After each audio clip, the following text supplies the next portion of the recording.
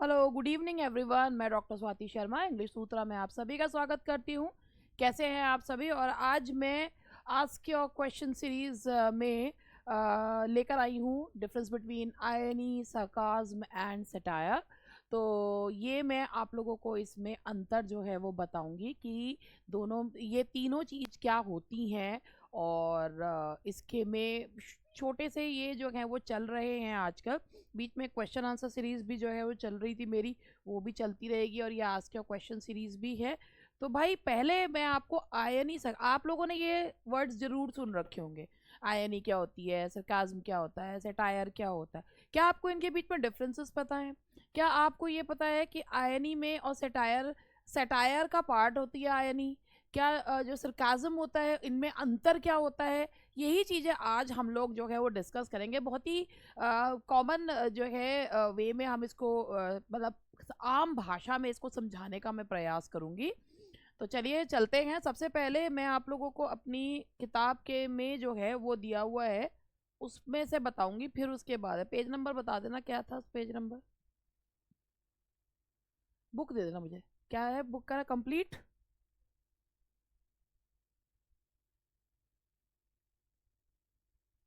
Book.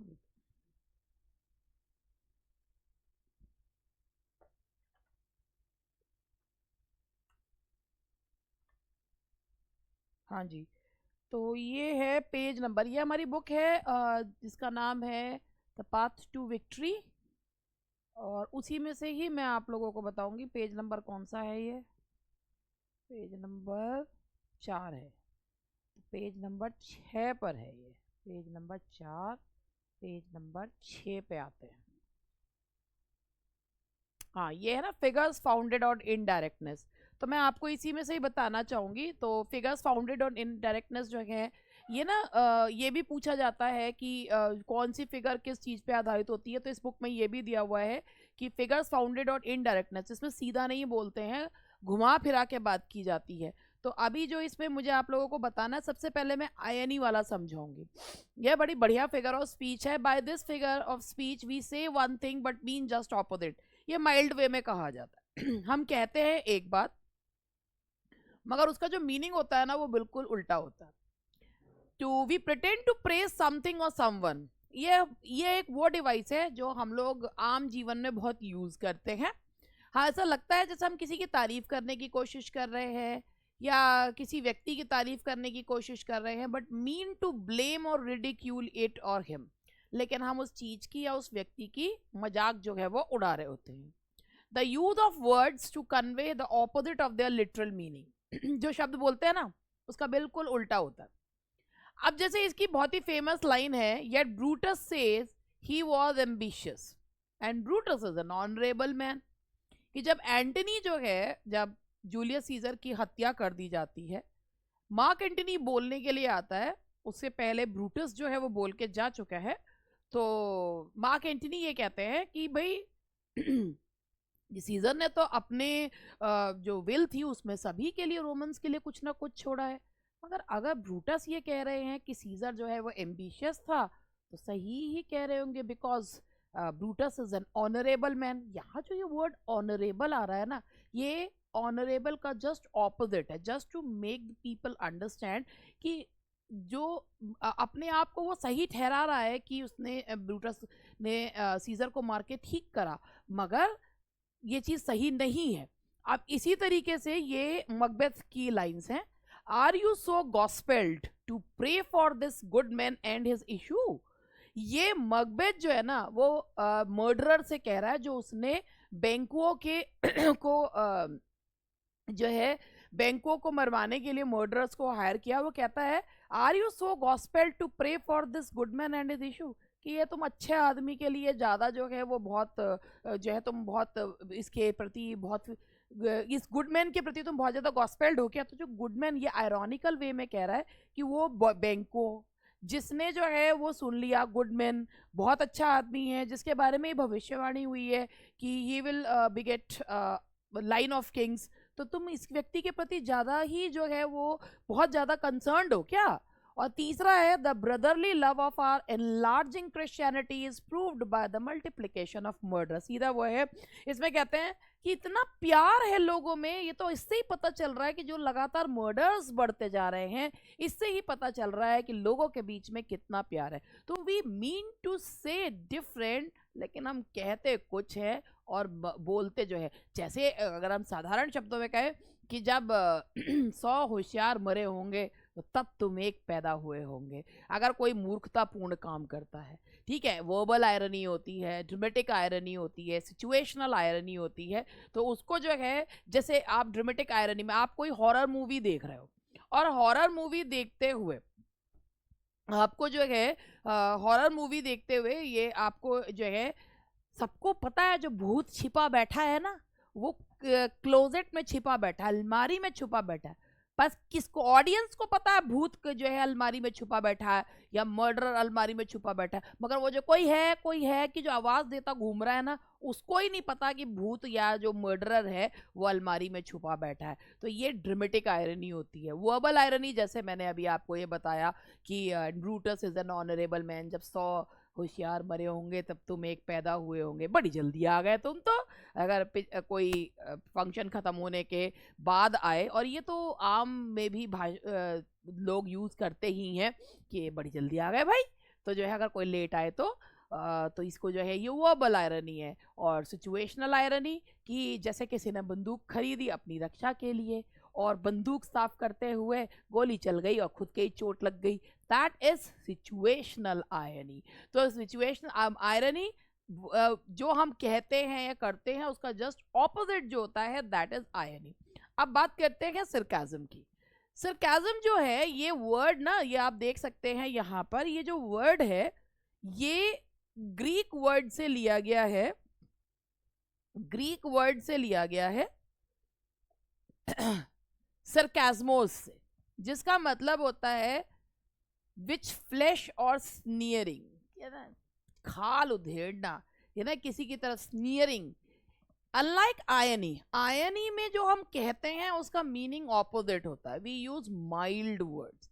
Sarcasm में जो बोलते हैं वही उसका मीनिंग होता है, और सरकाज़म में हम इस तरीके से बोलते हैं मजाक उड़ाने के लिए या घृणास्पद, ऐसे घृणास्पद उसमें।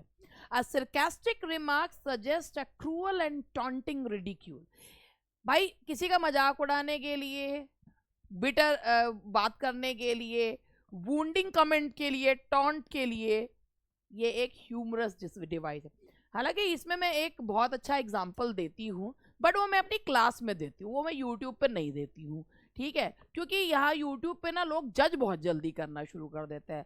तो वैसे तो एक बात है कि विवादों का और टीचर्स का आजकल जो है वो बिल्कुल एक जो है काफ़ी क्लोज रिलेशनशिप हो गया है, मगर मैं फिर भी इन चीज़ों से दूर रहती हूँ।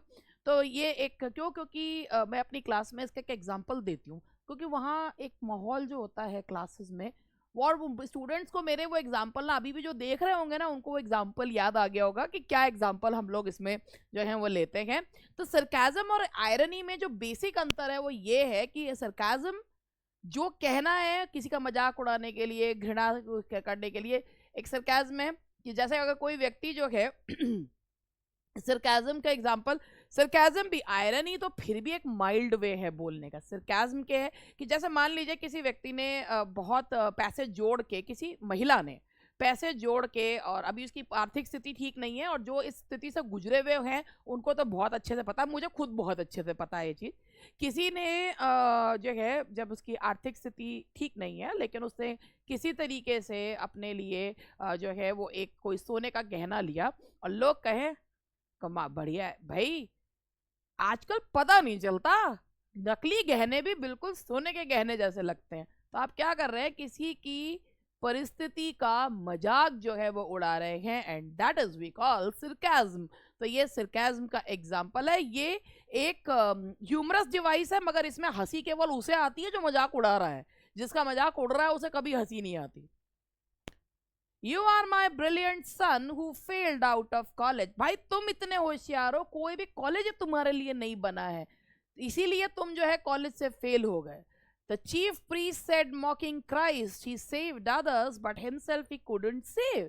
चीफ प्रीस्ट ने क्राइस्ट का मजाक उड़ाते हुए कहा कि दूसरों को बचाने चले थे, खुद ही डूब गए। तो ये कंटेम्प्ट के लिए, रिडिक्यूल के लिए ये डिवाइस जो है वो यूज की जाती है। ठीक है, चलिए अब इसके बाद मेरा एक और वो था सटायर वाला, वो भी ले लेते हैं।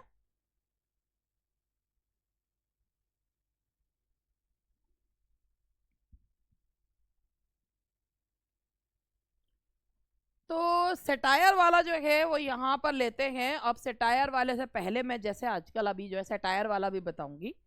भाई देखो ऐसा है कि जो ये सीरीज चल रही है, ये सीरीज ये बताने के लिए है कि भाई आपके जो डाउट्स हैं, जो चीज़ें हैं, जो कुछ भी आपका पॉइंट है, वो आप कैसे जो है, जो मेरे पास क्वेश्चंस आते हैं तो मैं बताने के वो एक प्रयास करती हूँ।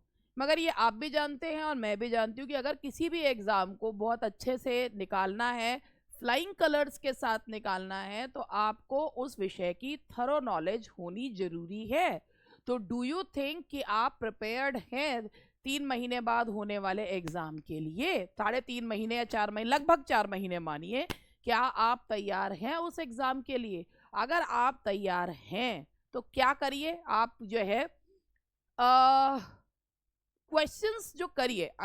मैं एक चीज बोलती हूँ, आपने प्रीवियस ईयर पेपर अगर कई बार सॉल्व कर लिए हैं तो आप उसमें आप ये देखिए कि क्या अगर ये क्वेश्चंस पलट के आ जाएं, या आपको लगता है कि यही क्वेश्चंस पूछे जा सकते हैं। बार बार एक ही बात कहती हूँ, कई बार मुझे भी लगता है मैं बहुत रिपीटेटिव हो रही हूँ, लेकिन मैं आपसे एक चीज, वो बात अलग है, लोग सुनते नहीं है, रिपीटेटिव हो रही हूँ। आप एक चीज ये देखिए, प्रीवियस ईयर क्वेश्चंस रटने से कुछ भी नहीं होगा। अच्छा है आप प्रीवियस ईयर करिए, लेकिन इसके अलावा भी आपको प्रैक्टिस करनी पड़ेगी।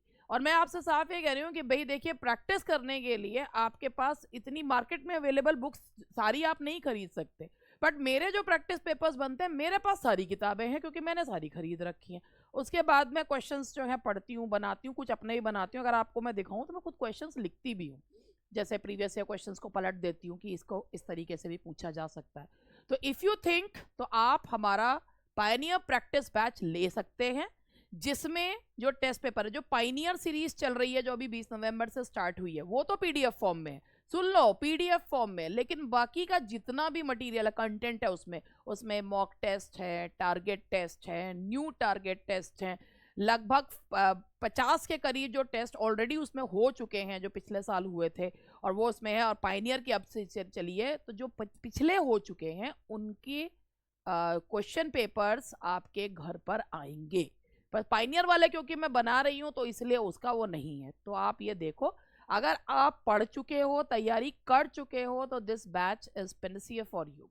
ठीक है, उसके बाद भाई बुक अभी नहीं है, 1 हफ्ते बाद अवेलेबल होगी। जो मैंने अभी आपको जिसमें से आयनी और सरकाज़म पढ़ाया, ये बुक अभी फिलहाल अवेलेबल नहीं है, 1 हफ्ते बाद अवेलेबल होगी, तभी ऐप पर ये खुलेगी। ठीक है, और इसके बाद भाई देखो, मेरे से एक क्वेश्चन लोग पूछते हैं कि क्या मैम 3 से 4 महीने में हम जो है आपके इस बैच को कवर कर सकते हैं? तो वो कहते हैं ना कि कौन कहता है कि आसमां में सुराख नहीं हो सकता, एक पत्थर तो तबीयत से उछालो यारो। वही बात मैं कहना चाहूंगी, ठान ले तो इंसान कुछ भी कर सकता है, और नहीं तो कुछ भी नहीं कर सकता। देखो वो तो होता ना, आप अपने कंफर्ट जोन से कितना बाहर आना चाहते हो, वो वाली बात है। अब अगर आप लोगों ने मुझे पहले देखा और आजकल देख रहे हो, तो अगर थोड़ा बहुत भी अगर आप मेरे अंदर डिफरेंस नोटिस करो, तो मैंने जो है 10 kg वेट लूज किया है।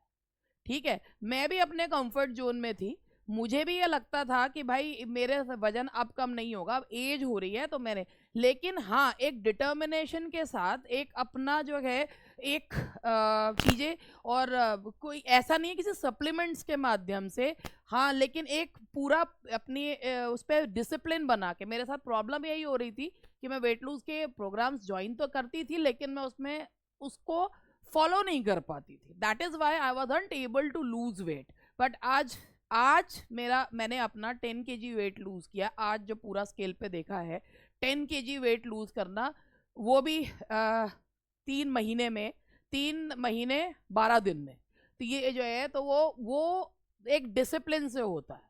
वो अगर आप उस डिसिप्लिन को फॉलो करते हैं तो एनीथिंग इज पॉसिबल। वही सेम चीज मैं आपसे कह रही हूँ, अगर कोई ठान ले तो वो कुछ भी कर सकता है, और अगर वो ये सोचे अरे हमारे बस का कहाँ है, हम अपने कंफर्ट जोन से क्या बाहर है, कौन आंखें फोड़ेगा पढ़ पढ़ के, अरे जब इतने समय में कुछ नहीं हुआ तो अब क्या होगा, तो भैया वाकई में ये कोर्स उनके लिए तो है ही नहीं। लेकिन जो करना चाहते हैं हाँ उनके लिए बिल्कुल है, टीजीटी का भी है, पीजीटी का भी है आपके पास। अगर आप इस कोर्स को लेते हैं, देखो भाई नोट्स पहुंचने में फिलहाल टाइम लग रहा है, मैं पहले ही कह रही हूँ, जो खरीद रहे हैं 7 से 10 दिन लग रहे हैं, ठीक है। क्यों? क्योंकि इसमें काफी सारे नोट्स हैं जो जा रहे हैं, 7 से 10 दिन लग रहे हैं, सारे नोट्स हैं, लिटरेचर के, ग्रामर के, सारी चीज के नोट्स हैं। आपको सिर्फ पढ़ना है, कोई किताब नहीं खरीदनी, सिर्फ पढ़ना है, पेपर्स भी हैं इसमें, सब कुछ है। तो it's up to you whether you can do it और नॉट। ये तो आपके ऊपर है ना कि आप उस डिसिप्लिन को मेंटेन कर सकते हो या नहीं।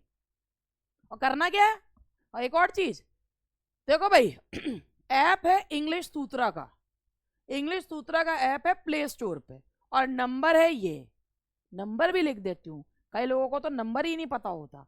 ये नंबर है 7895937338। ये आप इस नंबर पे कॉल करके, ये इसके बाद 7895937338, इस नंबर पे कॉल करके आप जानकारी भी ले सकते हैं। चलिए इसके साथ ही अब हम जो है, अब यहाँ पर मैंने आयनी के बारे में आपको बताया था, लेकिन आयनी के बारे में एक और चीज मैं आपको जो यहाँ पर बताना चाहूंगी कि सेटायर और आयनी दोनों ही लिटरेरी डिवाइसेस हैं, लेकिन दोनों में कुछ कैरेक्टरिस्टिक्स हैं जो अंतर हैं, वो देखिए आप उसमें। वो सबसे पहले अंतर जो है वो यहाँ पर ये बताती हूँ। आयनी जो होती है वो प्राइमरली जो है it focuses on the contrast, what is expected and what actually happens, कि आप क्या उम्मीद कर रहे हैं और क्या हो रहा है।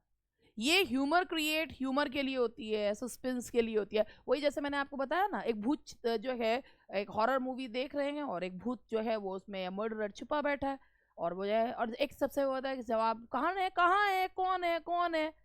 जनता को पता है कि जो है मर्डरर वहां छुपा बैठा है, लेकिन जो मेन कैरेक्टर है उसको नहीं पता, तो it is used for suspense as well.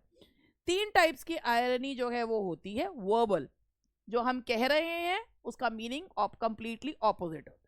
Situational, जो सिचुएशन है, जैसे मैंने बताया, एग्जांपल दिया, बंदूक साफ करने के लिए बैठे, खुद की रक्षा के लिए बंदूक ली और खुद ही गोली चल गई, situational. And the third one is dramatic irony, कि जब ऑडियंस को पता है लेकिन कैरेक्टर्स को नहीं पता क्या होने वाला है।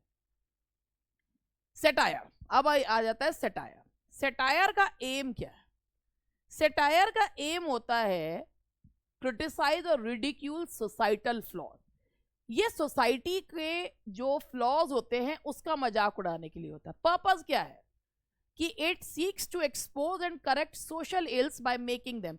ये सोसाइटी के, अगर आप देखें, आपने रेप ऑफ द लॉक अगर पढ़ी हो, एमए जिन्होंने कर रखा है, या नाम तो सभी ने ही सुन रखा होगा, तो अलेक्जेंडर पोप की जो रेप ऑफ द लॉक है, तो वो किसको बता रही है? सोसाइटल फ्लॉज को बता रही है कि इन द 18th सेंचुरी, जो एक उसके शैम सोसाइटी के बारे में, 18वीं सेंचुरी की जो आर्टिफिशियल सोसाइटी थी उसकी आर्टिफिशियलिटी पर वो व्यंग है, तो दैट इज द सेटायर। तो ये फॉलीज को इस तरीके व्यंगात्मक रूप में यूज किया दिखाता है।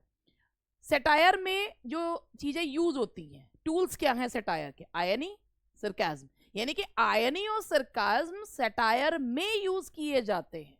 सेटायर के टूल्स हैं ये, जहां आयनी जो होती है वो इनडायरेक्ट वे में बोलते हैं, सरकाज्म डायरेक्ट होता है, but both of these tools are used in satire. Satire में इन्हें यूज किया जाता है। तो सेटायर जो है उसमें ये टूल्स के तौर पे यूज किया जाता है। Both the things are used in satire. तो रिलेशनशिप क्या है? Irony as a tool, irony is a common tool used in satire to highlight the contrast between the ideal and the reality. तो basically जो satire होता है ना, satire में समाज की या इंसान की फॉलीज को इस तरीके से दिखाया जाता है हास्यास्पद रूप में, जिससे कि उसमें सुधार लाया जा सके। कंसिडर अ सेटारिक, ये तो इसको तो छोड़ते हैं, क्या है ये। तो ये सेटायर और इसके बारे में मैंने आपको बताया। तो अब जैसे कभी कभी क्वेश्चंस आ जाते हैं कि irony and sarcasm are tools of satire, which of the following statements are incorrect. तो इसमें आता है कि satire and sarcasm and irony are tools used in are the tools that are employed in satire। तो भाई अगर आपको पता होगा तभी तो आप इस क्वेश्चन का जवाब दोगे ना, नहीं तो कैसे दोगे।